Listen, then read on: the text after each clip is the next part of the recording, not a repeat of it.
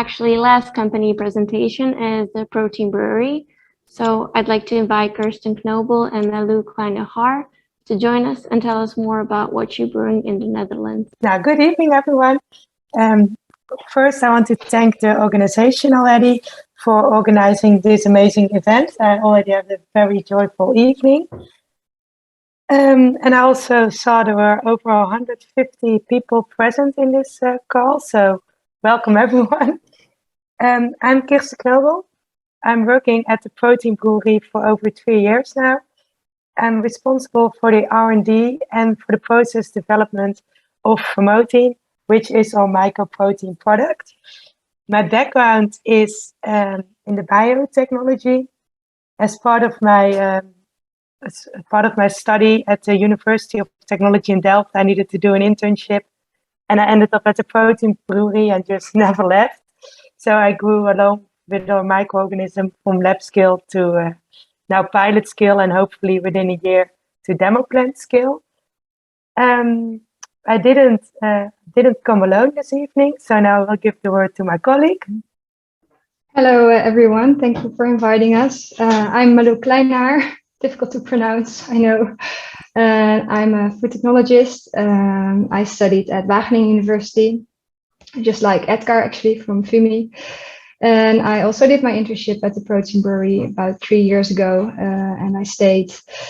And I'm more focusing on the ingredient-related projects at the Protein Brewery, just really looking at our end ingredient for protein and what we can do with it. So that's me. I'll give the word back to Kirsten. So let's start with the Protein Brewery. The company was founded in January 2020. So actually we're just 2 years old. Before we were the Protein Brewery, almost all our colleagues and the start of the project was part of Bioscience, a sister company of ours. That was a company that did contract research in the field of biotechnology. That was very broad, so it was also alternative materials and agro solutions. And actually the money that we made with that, we invested in our own projects. And one of those we're going to talk a lot about tonight, but it's not the only project that we have in the company.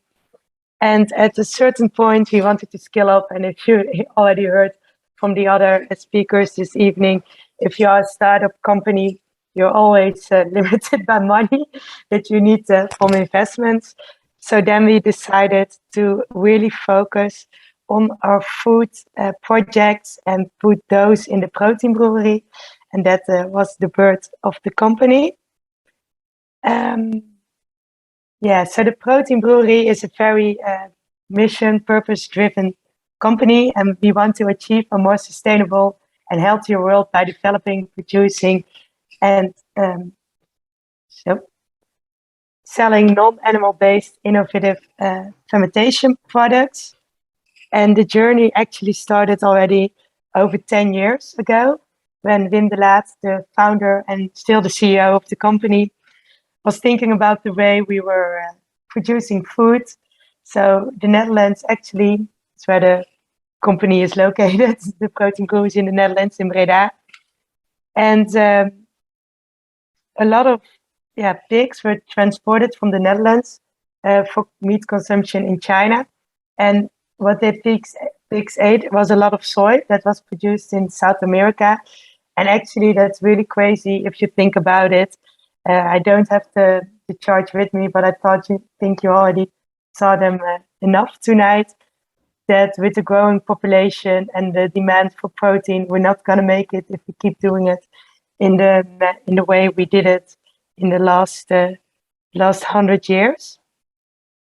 And besides that it has a huge climate footprint, it's also the animal welfare. I think it's really not of this time anymore if you look at it. And then the time came that a lot of meat alternatives pop up. Unfortunately, a lot of them are soy-based, and that unfortunately led to deforestation. So we really thought there needs to be another way to do this. And as a lot of people have the background in biotechnology, the solution we found was a fermentation solution. And then we choose for a fermentation with a fungus. Why a fungus? So if you look to the kingdom of life, you can see that actually fungi and animals are much more closely related than plants. And what does that mean in practice? Or for instance, also as bacteria. It means that all the cellular processes that go on in the fungi are much more similar than the cellular processes that are happening in animals and in humans. And therefore, also the building blocks that they are built of are much more similar to the ones that are in animals and humans. So the amino acid profile, and mainly the essential amino acids, are much more represented in fungi in general than in plants. So that's why we choose fungi, actually, because they look like animals more than plants. So how can we make sure that we do not use as much land or as much water as animals or as soy? We need to really have a smart way of doing this. So we wanted to produce something that was healthy, safe, and affordable to all.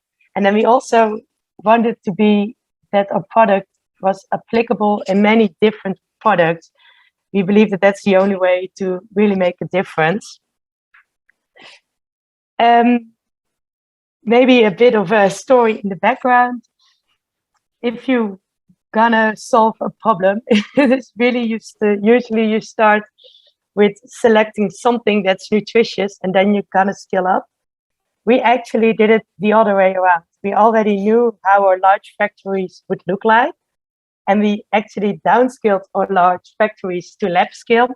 And then we just started to look which fungus was able to grow in there in the conditions that we already had selected. So we already took substrates that are really efficient on yield per hectare and also really water efficient. And then we selected the right fermentation conditions, and then we just saw what will grow there. So we had this whole range of microorganisms who were able to grow, and then we selected the one that was colorless, odorless, and tasteless, as that would enable us to put it in many different applications in the end. And at this moment, the protein brewery we're able to produce on pilot plant scale already. So we now can produce 100 kilograms of a product. And the next phase will be to go at the end of the year to a bigger plant that's 30 times the capacity that we have right now. A bit of a challenge, I would call it, that you have if you start from the top and go to the bottom, is that the organism that we selected did not have a documented history of safe use, which means that you have to go to the EFSA, the Novel Food, and in America, in the States, to the FDA to get your approval. So we submitted our dossier, I think already a year and a half ago, and we also hope to get approval at the end of the year, so then we are in time to can safely sell our product to the market. Our business model is not to come up with an end product or sell. In the previous slides or the previous presentation, we saw that corn, for instance, did the whole supply chain themselves. They did the fermentations, but also developed the end products. But we want to be more in the business-to-business market, so that we are really an ingredient that you could apply in a meat replacer, but also can use as fortification in pastry or bakery products. Another thing that we really want to keep is to produce locally. So how are we going to do that? So we selected our fungus that it could grow on at least these different substrates. So on sugar beet, corn, cassava, potato, and sugarcane. And everywhere in the world is at least one of those 5 carbon sources present. And so we want to build the factories in every different area, and then it can be sold in that area, and also the substrate is in that area. But that's only the beginning, as was told in the previous presentations as well. We're not only going to look to put food in as a substrate, we're also investigating the options to work with waste products from other food processes, as fungi are known to be recycling agents in nature. They can make everything that's decaying back into nutrients. So there's a very broad scope of substrate that they can grow on. And we are really curious to find out in the upcoming years, where we can all grow on. So Maloe, I can give you the word to you. So you can tell a bit more about what you can do with the end product.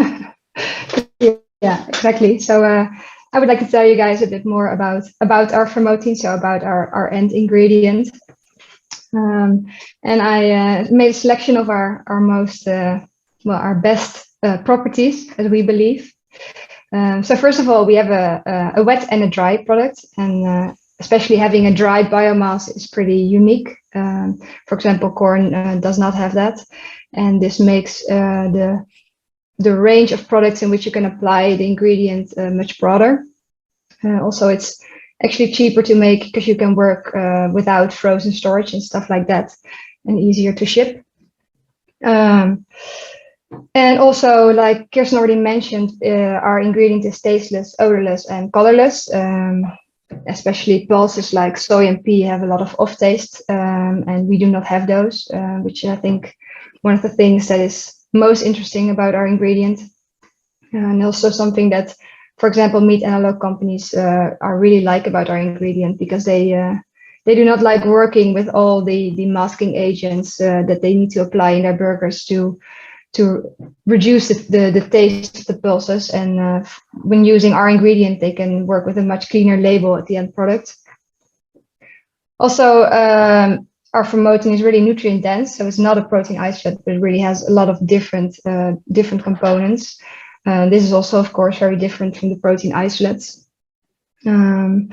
So right now, it's only a few companies out there like Corn who work with mycoprotein, but a lot of companies are in a similar phase as we are, really the startup phase, scale-up phase.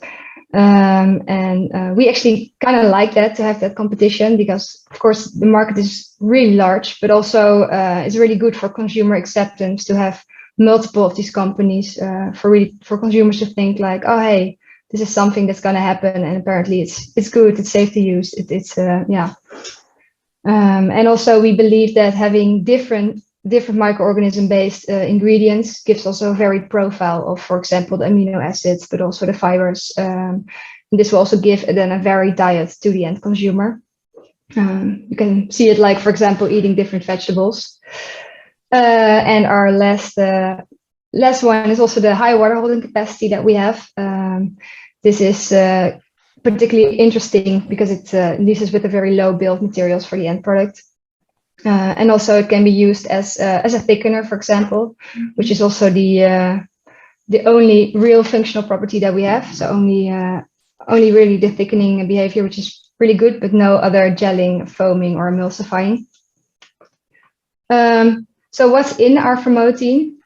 That's mostly dietary fiber and protein. So the dietary fiber, even for a fermented biomass, the dietary fiber in promoting is really high. And what's very interesting for us is that we all focus a lot on protein, but actually in the Western world, we eat enough protein and even too much protein. But we do not eat enough of is the fiber. So we hope, and we also assume, that there will be starting to come a shift from the protein focus to more the fiber focus. Also because it has a lot of good health effects for you, for the microorganisms in your gut, the satiated feeling, the lower cholesterol and blood sugar levels. So this is also for us a bit of a prediction for the future.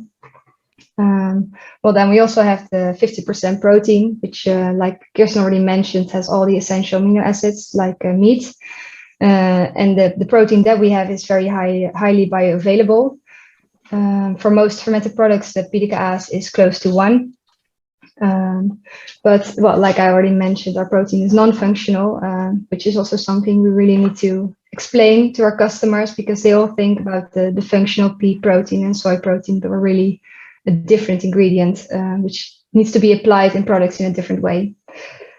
And next to the fiber and the protein, we also have fats and a bunch of vitamins and minerals, and very little carbohydrates. So the promoting, can you go to the next slide, Kirsten? Thanks. So the promoting can be applied broadly, theoretically, but we also wanted to really prove that to our potential customers. So we have our own kitchen in which we try to make as many different products as possible. You can see on the left a few of the products that we made with promoting. And we are still looking into a bunch of different categories. For example, dairy and bakeries are now currently our focus. We want to be able to support our customers by the knowledge we build up in our own kitchen, and help them with making their end product. And next to working with our dried or wet biomass, we also look into texturizing our promoting.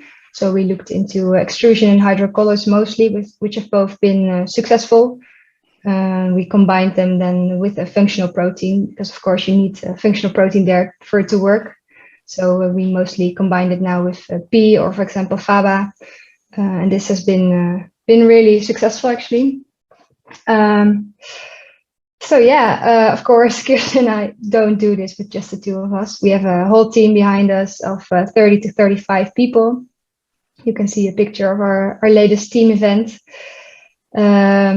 We are a very young company, very enthusiastic. We have really a family-like culture. That's also something we really want to preserve, even though we're growing very fast. We're really focused on keeping that culture. And we're all very passionate for our shared purpose, which is one of our biggest strengths, I believe. So yeah, if there are any questions, feel free. Thank you for such an amazing presentation. There is some questions. What is the biggest obstacle for you to successfully scale up? As you mentioned, funding is a big problem. Is that what's holding you back? I think that I can say, honest, for now it's legislation, as we are still waiting for the EFSA and the FDA for approval. So to do it even faster than the year we have planned now, that we have a factory but cannot assure people of the safeness of our product. We're convinced it's safe, but you just have to go to the regulatory. And on the other hand, it's just the growth is also a bit limiting. You can hire new people, but it just takes a certain amount of time that everyone is up to speed. And yeah, we just secured our funding, Series A funding last year, and now we hope with the demo plans we showed enough that we are able to do it, and that there's not a huge risk left, and then we have to go to Series B for the full scale plan. So I think in conclusion, it's a combination of regulatory that's a bit slow, of just growing very fast as a company.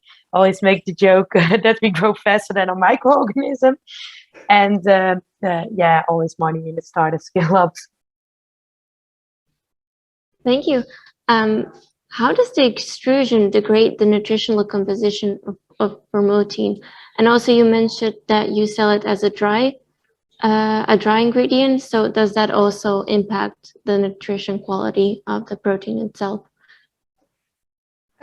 So drying does not really alter the composition of our ingredient. One thing it does do is make our protein even more bioavailable because of the milling step that we apply. And as for extrusion, so like I mentioned, we add a functional protein source, so the protein is not actually touched during the extrusion process.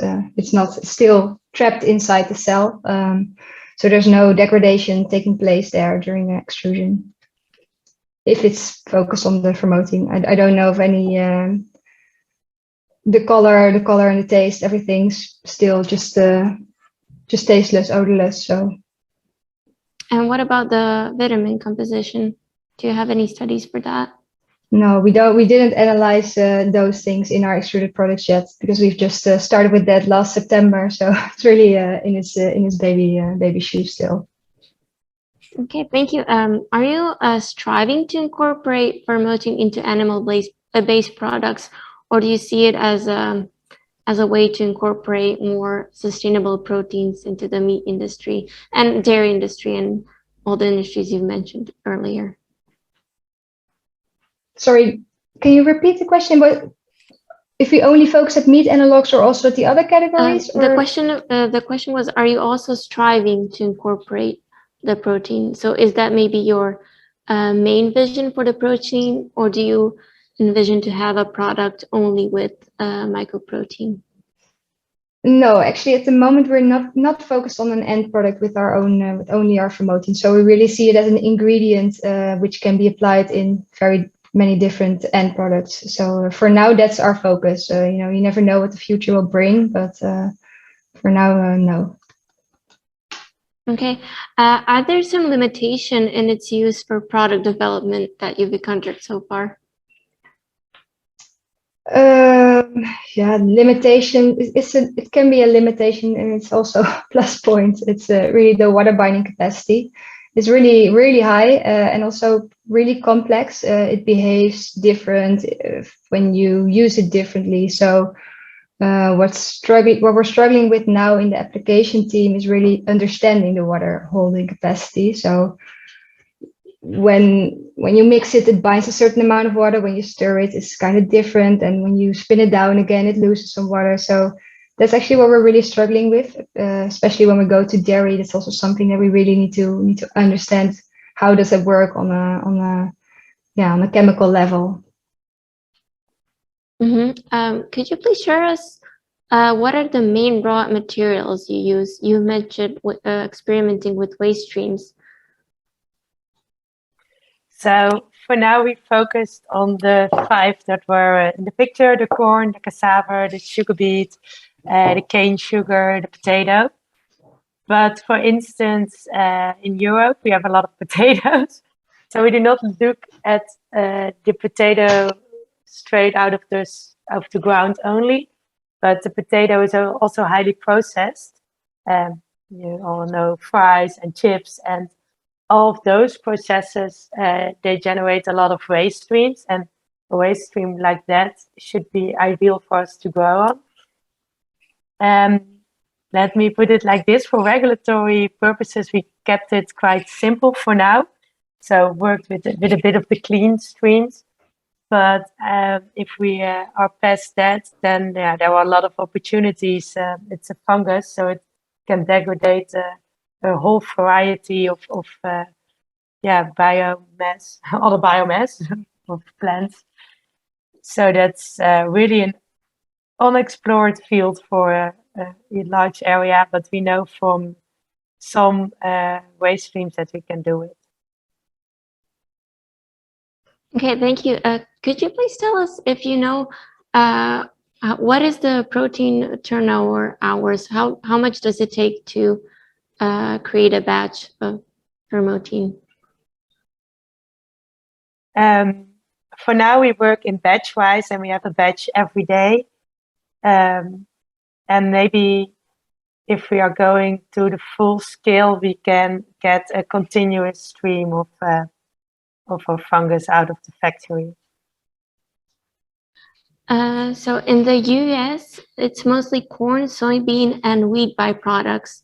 Will you be using the latter with the 2 latter, so soybean and wheat?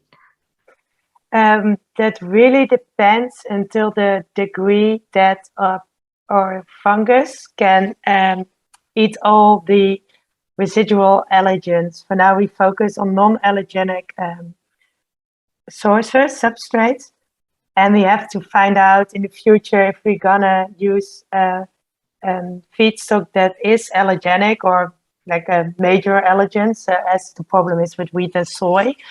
we need to see if that's still present in our end product, because then we do not want to do it.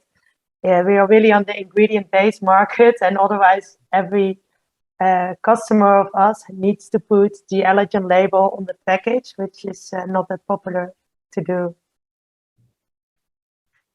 Yeah, so you're striving for a clean label product. Yes. Yeah, that's perfect. Kirsten and Maloe, thank you so much for your presentation and answering these questions. It's been great listening to you and having you join us. So it's been a pleasure to actually see how the alternative protein industry is growing and developing, especially after hearing Saren's introduction. We've seen how fermentation can be a very powerful tool in fighting against climate change, food insecurity, and bringing us closer to a more sustainable, local, and more nutritious food chain.